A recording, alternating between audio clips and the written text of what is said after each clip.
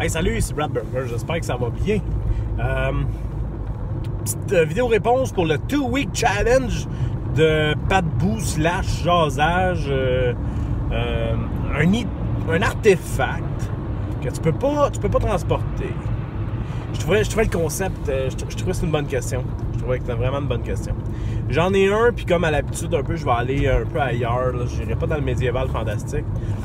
Puis là, c'est slash artefact slash item magique, pas item magique, mais un lieu magique. Écoute, check bien ça.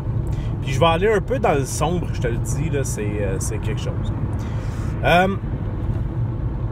Il y avait une bâtisse, une vieille bâtisse qui était probablement quelque chose comme une maison des jeunes ou, tu sais, des locaux pour les jeunes, puis tout ça.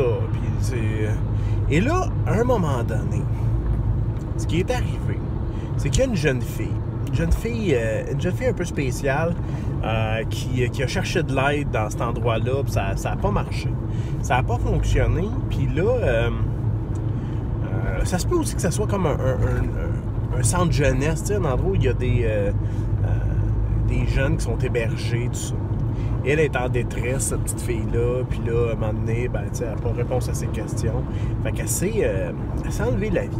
Elle s'est enlevée la vie dans cet endroit-là, mais ça a été long. Ça a été long, puis sa détresse, puis tu sais, à un moment donné, durant sa détresse, elle s'est mise à parler. Elle s'est mise à parler directement au bâtiment. Directement au bâtiment, puis à un moment donné, le bâtiment s'est mis à y répondre. Puis, depuis Et là, quand la petite fille l'ado, mettons, pas la petite fille, mais l'ado a décidé de s'enlever la vie, mais tu sais, ça a comme imprégné le bâtiment même. Ce qui a donné comme une espèce de magie au bâtiment, étant donné que celui-ci, ben là, il est rendu... Et là, maintenant, suite à ça, il y a eu une vague de suicides dans ce bâtiment-là. Ils ont fermé ce bâtiment, il est resté un peu à l'abandon, il n'y a rien qui s'est passé avec, et là, il a commencé à avoir des clochards. Et lorsque tu arrives dans ce bâtiment-là, lorsque tu rentres, bon, puis cris, clochards et tout ça.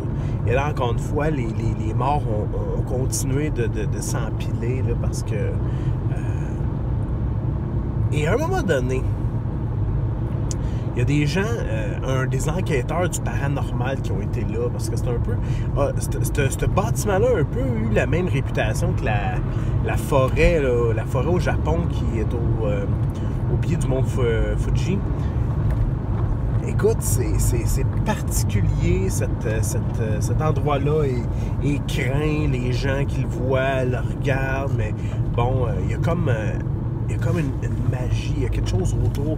Tu peux pas passer dans ce bâtiment-là sans frissonner, sans qu'il y ait une espèce de frisson qui parcourt ton échine, tout ça. Et donc,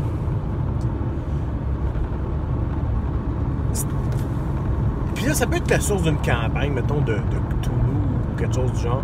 Et là, lorsque les personnages vont rentrer à l'intérieur, la seule chose...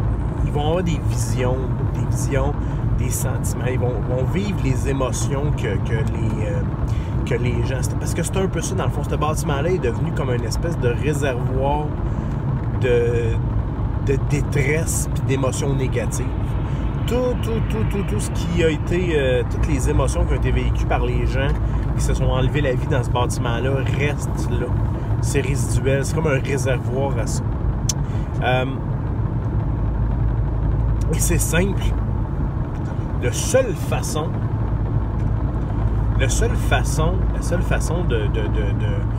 casser cette magie-là, c'est de sauver quelqu'un que t'aimes qui est sur le point de se suicider. Fait que donc, une personne est pour se suicider. Toi, t'es une personne, tu as des sentiments vrais pour cette personne-là, ben tu vas lui sauver la vie et là, ça va casser la magie. Mais... Ah oui, les personnages, quand ils vont rentrer, ils vont le sentir, ça, ils vont... À un moment donné, tu sais, là, il y a un build-up. Au début, c'est sombre, c'est terrible. Là, tranquillement, pas vite. Et là, on va les amener peut-être même à... Tu sais, qui se rendent même pas compte qu'à un moment donné, ils sont en train de vivre les revivre les pires émotions qu'ils ont vécues dans leur vie, puis qui ont leur couteau dans les mains ou des choses comme ça. Ah, ça va être sinistre, sérieusement. Mais c'est ce bâtiment-là. Et personne, c'est psychologique. Il n'y a personne qui est capable de signer le papier pour mettre le